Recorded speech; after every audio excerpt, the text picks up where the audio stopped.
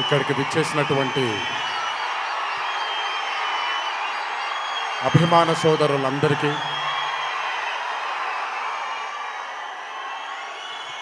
మళ్ళీ ఎప్పుడు కనబడతాను తెలియదు, ఒకసారి మాట్లాడివ్వండి తరిమి తీరాలి.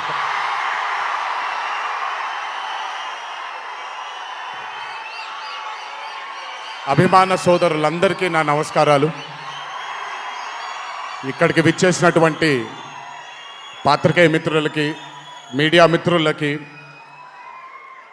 ఇక్కడికి విచ్చేసినటువంటి అర్జున్ సన్ ఆఫ్ వైజయంతి చిత్రం బృందం అందరికీ కూడా నా నమస్కారాలు. ఈ వేదిక పైన చాలాసార్లు నేను అన్నా నిల్చున్నప్పుడు నాన్నగారు చాలాసార్లు రావడం, మాట్లాడడం జరిగింది. ఈరోజు మొట్టమొదటిసారి స్టేజ్ పైన నాన్నగారు లేరు అనే లోటు తీరినట్టయింది విజయశాంతి గారు మాట్లాడుతుంటే. నాకొక్క క్షణం అర్జున్ సన్ ఆఫ్ వైజయంతి చిత్రంలో నాన్నగారు ఈరోజు ప్రీ రిలీజ్ ఫంక్షన్ రోజు నాన్నగారు ఉండుంటే ఎలా ఉంటుందో అది ఈరోజు విజయశాంతి గారు మాట్లాడినప్పుడు నాకు ఆ లోటు భర్తీ అయిపోయింది. చాలామంది హీరోలు చాలామందికి రంజింపజేసి చాలామందిని అభిమానుల్లో చొరగొన్నాం, కానీ ఏ రోజు కూడా ఒక మహిళ విజయశాంతి గారు సాధించినటువంటి గొప్పతనం ఏ మహిళ సాధించలేదు.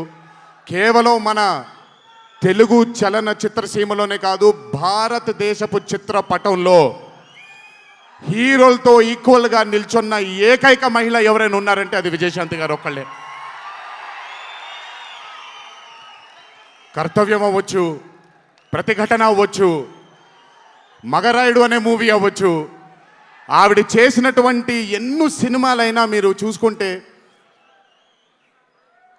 ది అరే ఆఫ్ రోల్స్ ఆవిడ చేసింది. నాకు తెలిసి భారతదేశంలో వేరే ఏ హీరోయిన్ ఎవరూ చేయలేదు, అది ఆవిడ ఒక్కడికే దక్కింది. ఈ చిత్రం అర్జున్ సన్ ఆఫ్ వైజయంతి అనే థాట్ కూడా నాకు అనిపిస్తుంది, మరి నిజమో లేదో తెలియదు.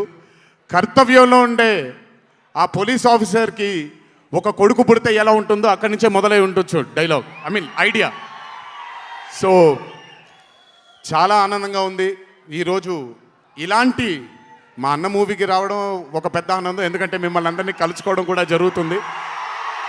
కానీ ఈ మూవీలో ఒక చిన్న ఉత్సాహం ఎక్కువ ఉంది, ఎందుకనంటే ఈ చిత్రాన్ని నేను చూడడం జరిగింది.